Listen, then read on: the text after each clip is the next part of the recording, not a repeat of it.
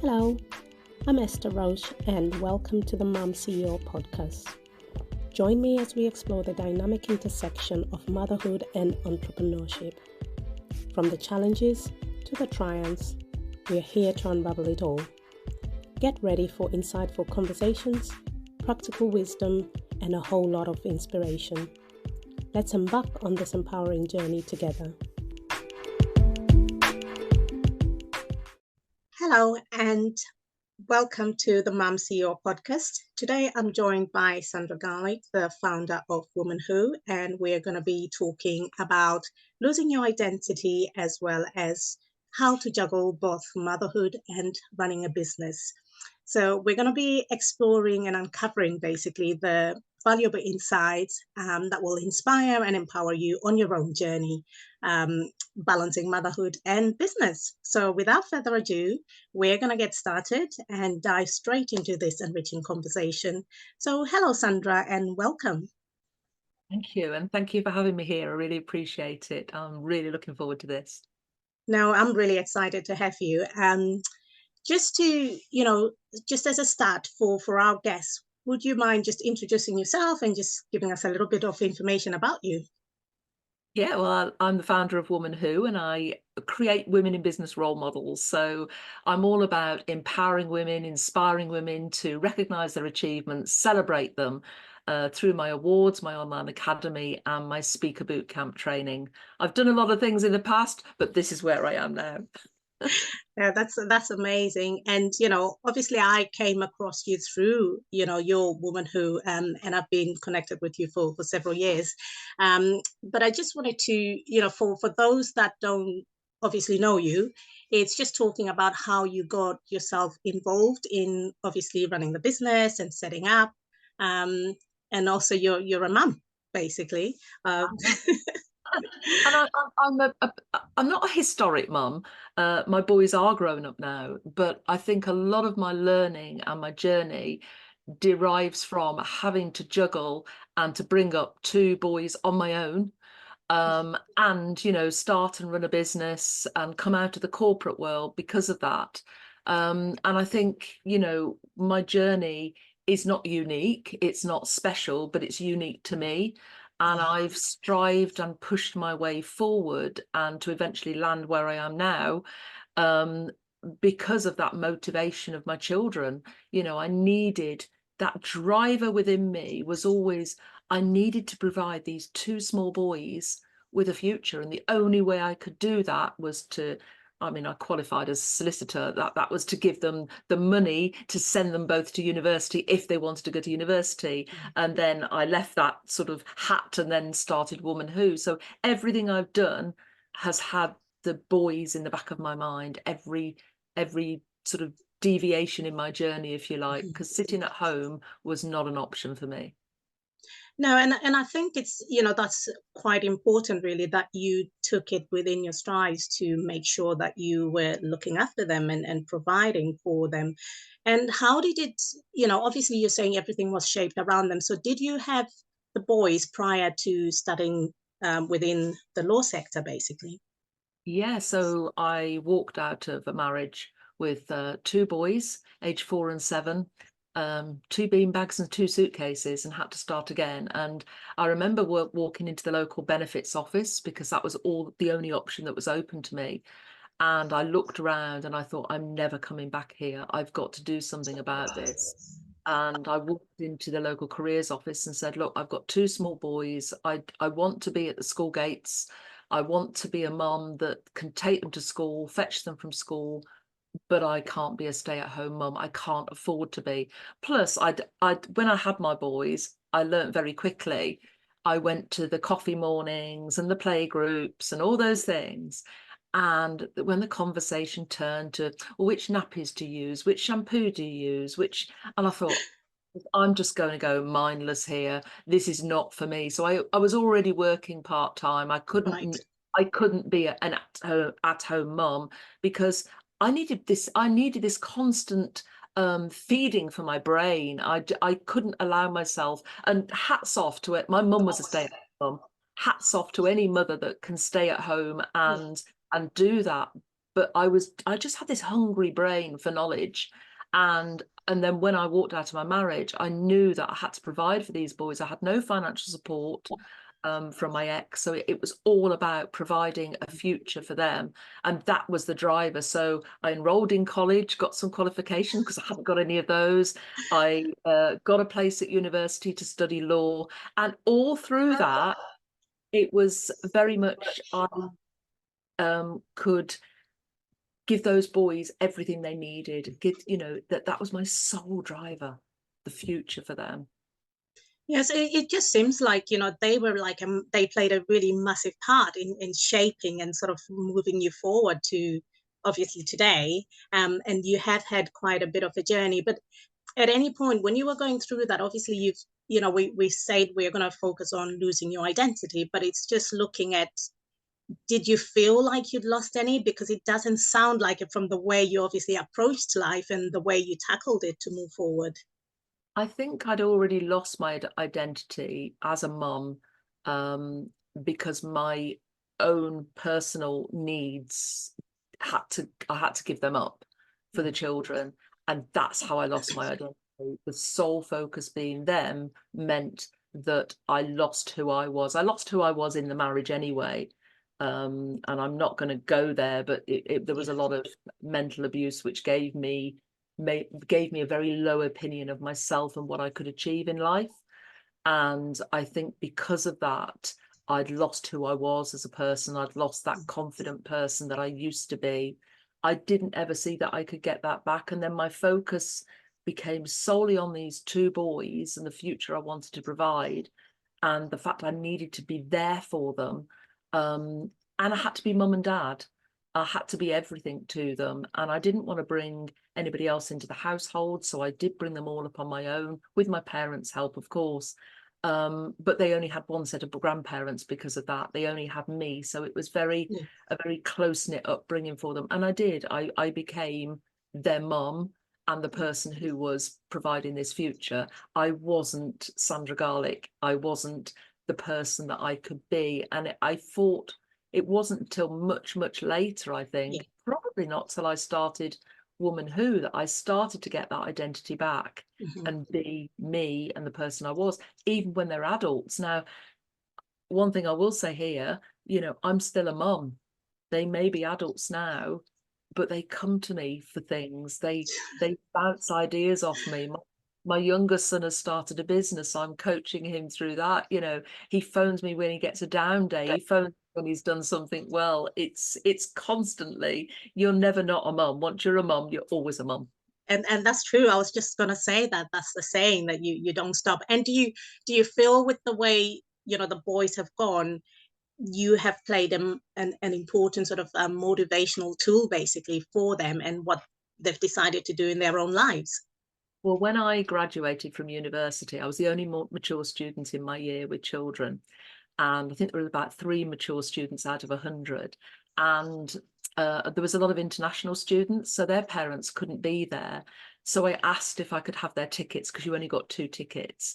And I wanted to take my boys to my graduation. And I thought they were the only children in the graduation ceremony, because most people, young people, haven't got to that stage in their life. And I thought, if they can see this, they can see the possibilities in life. And they both went on to go to university and graduate. And then I sat at their graduations, which was lovely. But no, how many children get to go to somebody's graduation? I mean, it's more common now, but at the time it wasn't. And I think it was planned. I wanted them to see the possibility be there for them in the future. No, absolutely. And I think it's important that you mentioned earlier that you didn't think you'd get out of it. What was the moment, obviously, that you kind of felt, I went to the benefits office and you just thought, I don't want to be there. But was there anything else that was more significant that you felt was the real driver behind you just pushing and moving forward, being obviously a mature student and starting again from a later stage in life? Well, you know me, Esther, I talk all about visibility and personal brand. And I think when I started my business, which was a solicitor's practice, I had to suddenly build my persona so that people had that trust and felt I was approachable. And that's when I started to work on my personal brand. And then I started to think, well, oh gosh, I'm getting a bit of my mojo back here. But the boys were still at school. They still came first, but I was starting to build up this persona of who I really was. I still wasn't there. I was still in this corporate shield. I still wasn't there. And then when I broke my ankle and really sat and reflected on my life, boys are grown up. You know, I'm sat there, I'm doing a job I hate. I'm not, you know, motivated to get out of bed in the morning, especially with a broken ankle. And it really made me do some reflection. And that point, I think, was the pivotal point where I thought, look, you're halfway through this personal brand journey. You've almost got yourself back. You've almost got your identity back. What else does it need? And then because I was, you know, supporting and mentoring women to recognize their achievements, celebrate them, I thought, you've got to practice what you preach here. I started to put myself out there a little bit more and started having fun doing it. And I thought, yes, I'm finally getting me back. This is who I am. And I think for the first time since I was about 17, I suddenly thought, wow, I'm back. You know, the people that know me see me. I love wearing hats and I love wearing gloves and things like that and being a bit different. And the hats came back and, you know, all that sort of thing. And yet I'm actually being, I won't say my true self and all that, you know, I'm actually getting that identity back. Yes, I've still got a mum label. I've actually got a granny label now as well. Fantastic. And the beauty about that is I can have all the best bits now. I haven't got all the not nice bits, but yeah, there is some guilt there. There's some guilt when I look back at the boys, you know, the guilt that they didn't have a dad growing up. My dad became the sort of dad role model to them. Yes. There was the guilt that I did miss some of those school things. But I had to do that at that time. It was right for them that I continued on that pathway to qualify as a solicitor. It took 8 years. You know, it took a long time. It is a long time, yeah. But they gained from the experience. I remember taking them when they were really young. I wanted to get them involved in sports so they'd have something in their background, in their kit bag, as it were, literally, when they were older in life, so they could join in social events through sport. Yeah.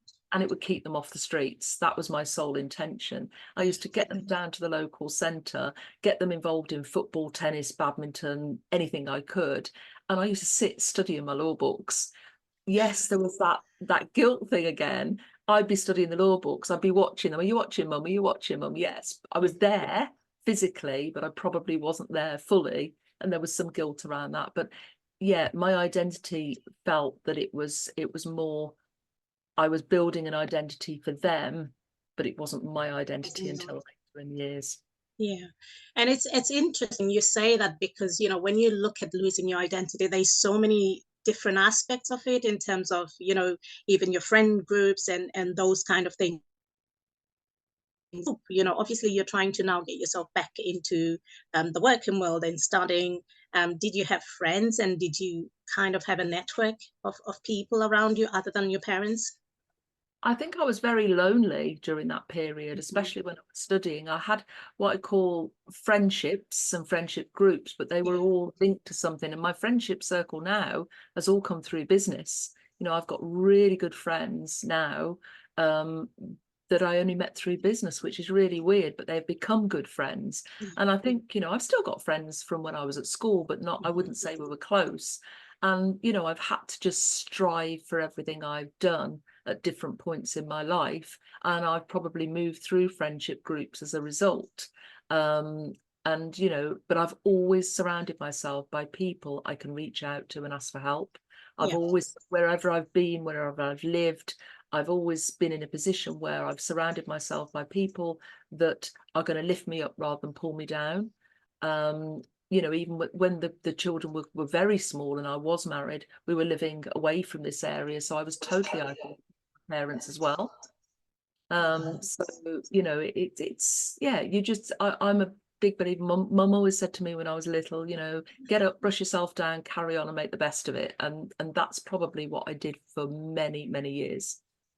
Yeah, and it's interesting there, because obviously I have children, different ages, and you find that your friends change depending on obviously the children's ages and what you're surrounding yourself with. But obviously you it's almost like can't have both things, because you were kind of studying, so you had the uni friends and probably not there enough to be at the school events and everything. So what bit of advice would you give another mom who, you know, whether single or not, that is going through that phase and sort of discovering themselves and, you know, kind of getting back to themselves?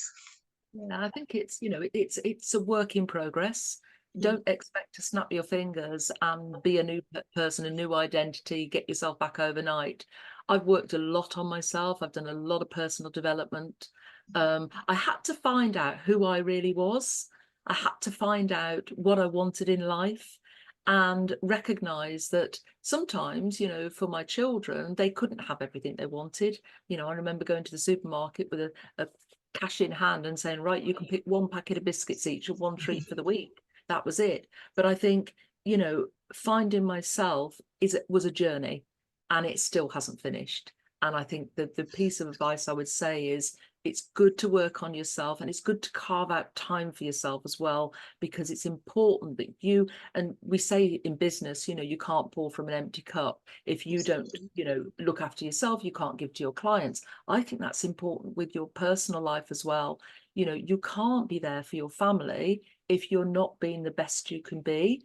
So it's not putting any pressure on yourself. It's seeing that as an evolving thing. As your kids grow, you grow as a person as well. Mm-hmm. The mum I was to a toddler isn't the mum I was to a teenager, isn't the mum I am now to my boys. It's a growing process, and you grow with that process. Mm-hmm. But I'm very, upfront, true, honest, say it as it is. And I think it's very much finding who you are and what your goals and aspirations are in life. No, that's a wonderful piece of advice there. And did you specifically go somewhere for that help, or did you just try and figure it out yourself and sort of set the boundaries, basically?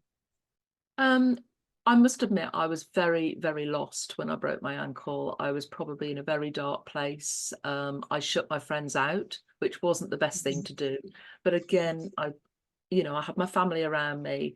Some of that was good, some of it wasn't so good, but it really gave me that reflection piece. And I read books.